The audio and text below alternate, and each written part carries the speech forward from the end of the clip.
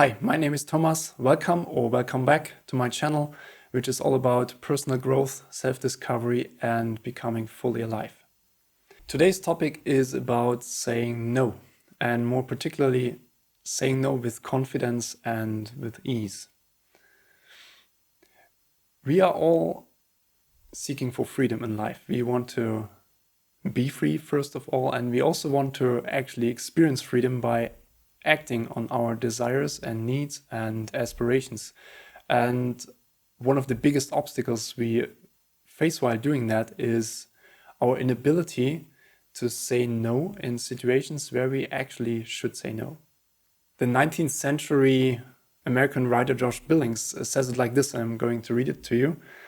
Half of the troubles of this life can be traced to saying yes too quickly and not saying no soon enough. So stay tuned for understanding a little bit deeper why this is actually a problem, that we do not say no sometimes when we should, and of course what we can do to get better at it. So why is this actually a problem, not being able to say no? Well, first of all, we cannot do everything. There are so many things we may want to do, or other people may want us to do, but there's just 24 hours in one day, and so we have to choose. Of course, you can squeeze in some things more. You can discipline yourself to spend only 5 minutes per email, or be super brief on those 12 phone calls you have to do still today. But obviously this approach has its limitations. So that's the first reason: we can't do everything. This is even more true today, since the world got a lot busier. And I have another quote for you, this time from David Allen. Most of us have in the past 72 hours received more change producing, project creating, and priority shifting inputs than our parents did in a month, maybe even a year. Well, I'm not sure where these numbers come from or if they are exactly accurate, but I think it's safe to say that life just got a lot busier in the last 20 or 10 years even. Another reason for getting better at saying no is your life satisfaction. If you're constantly saying yes to things you shouldn't say yes to, or you don't want to say yes to, you end up being overcommitted and stressed and tense and won't quite feel alive anymore and feel dissatisfied. I believe the issue that is most important is a different one, and that is that, at least in my conviction, every one of us has come here to create something special, to contribute to the society in a unique way, and that maybe raising great kids, building up a company where many people have a really great place to work, creating products that will save the environment, being the person that your partner deserves, etc. So all of these things, we cannot do them properly or really well if we are constantly being engaged in other people's agendas. And that usually happens or starts in decision situations where we either say yes or no to a certain type of work, or spending our time and energy in a certain way. So it is a really crucial art to learn to say no when it matters. And we are now going to look into how this is working. But first, let's look a little bit into why this is actually so hard to say no. So one reason is we want to be sincerely helpful to others and serve others. So that is natural, and this is especially true with people we like. The second reason is that we are unaware of the reasons I explained before why it is important to say no. Another important reason is that we do not value our time really. Someone comes up to us and asks us to help out just a little bit, and it's just taking 30 minutes, and we are often quick to say, yes, why not? Let's go. But if you look closely, 30 minutes is actually a significant portion of your day, and the decision should actually be a very conscious one. The fourth reason is something we call the planning fallacy, and that basically means that we are really bad at telling when stuff is going to be finished. There was a really interesting study in 1994 where researchers asked students how long it would take for them to finish their thesis. And the average estimate was something about 34 days. They also asked them how long it would take them to finish their thesis if everything that could possibly go right goes right. And they came up with a number of, I believe it was 27 days. And they also asked them how long the thesis would take if everything that could possibly go wrong went wrong. And they came up with a number of around 48 days. And then after this same group had finished their thesis, they asked them how long did it actually take? And the average number was 7 days more than their personal worst case scenario. And that was on average 55 days. Another more obvious reason is that we find it unpleasant to say no to other people. It can also feel awkward and somewhat strange to say no, and this is one reason why we rather don't do it. Another reason is that we want to be popular. Saying yes to requests of others or offering our help by ourselves on our own makes us popular with others. Another important reason for not saying no is fear. We might be afraid that our colleagues will humiliate us in front of the group when we say no to requests or question our intentions. We might also be afraid that we might lose our job or at least important career opportunities when we say no to certain requests. If our fear is actually founded and has a basis in reality, that is of course a different thing, but the fear itself is very real and an important driver for rather saying yes instead of no. And at last, there's our tendency of starting new stuff. Starting new things, going into a new project, getting in contact with a new client, and just focusing on a new, different area of work usually feels exciting. It feels like a fresh start, and thus we have a tendency to say yes to requests also out of this reason. So to summarize, there is a list of reasons why it's important to say no, to learn to become better at saying no. And there's also a list of reasons why it's really hard sometimes to do that. And considering all of these, here is a list of principles which you can follow to get a little bit better at it. The first principle is focus on your why. Now that sounds maybe a little bit cliche, but it's really important to consider why you want to help out the other person. If someone comes up to you and asks for your help, usually there is a part of you who wants to just serve, to contribute. And being aware of that inner intention can also help you to say no to a request which is not quite on the path of your own life or your own work. Because if you focus on serving others, you might think, well, okay, if I help out this person, then I might certainly serve the person, but what I actually planned to do before is also serving other people, or maybe even including this person.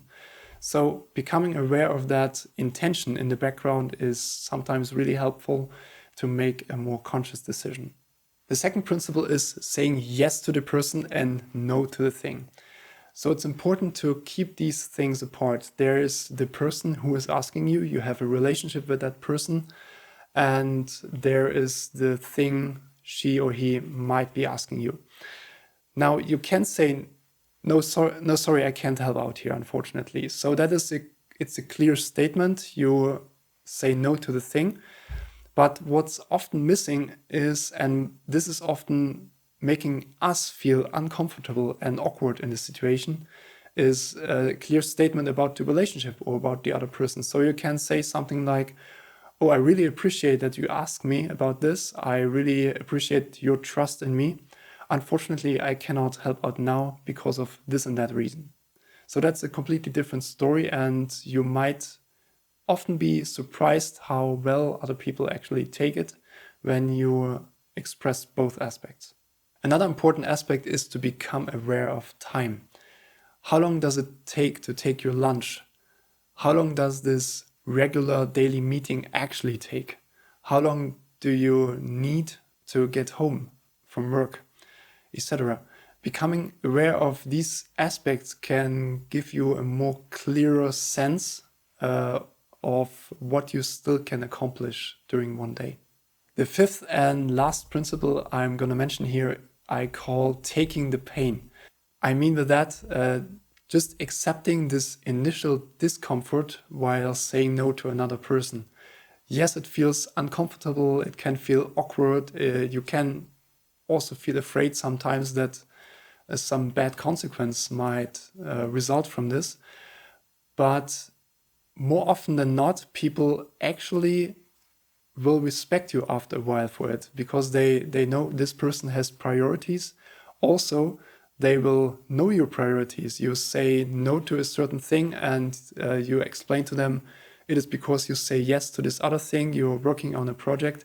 And so they know what is important to you, and they can actually also actively support you in that, because now they know. And another reason is also that why this is helpful, or why it's worth to actually endure this initial pain or discomfort, is that people will actually very much appreciate if you do offer them help, that they know you're in it for real. You made this choice very consciously, and they will value your help even more. Now here are some more practical suggestions. First one, you can have a self-care checklist. And that can be a list of things that you need to do or want to do for yourself to take care of yourself every single day. And you can have it next to your screen on your desk to make sure that in a decision situation that you will have these things on your screen, so to say. And that list could contain things like 1 hour lunch at least, 40 minutes of workout, at least 1 hour to spend with my kids, and at least half an hour to spend prioritizing my work for the day. So if you have that as a clear list on your desk, that will be very much helpful to make these small little decisions of doing things or not doing things in a conscious and effective manner. Another practice that I really recommend to you is setting daily goals. If you are very clear, and I mean writing these things down, if you're very clear of what at the end of the day you want to have established, then it's really less likely that you will involve yourself in things that won't support these goals or these outcomes. And this is especially true if you feel a little bit behind. So this list, also I recommend it to have it as a written list, is a really powerful tool to stay on track day after day.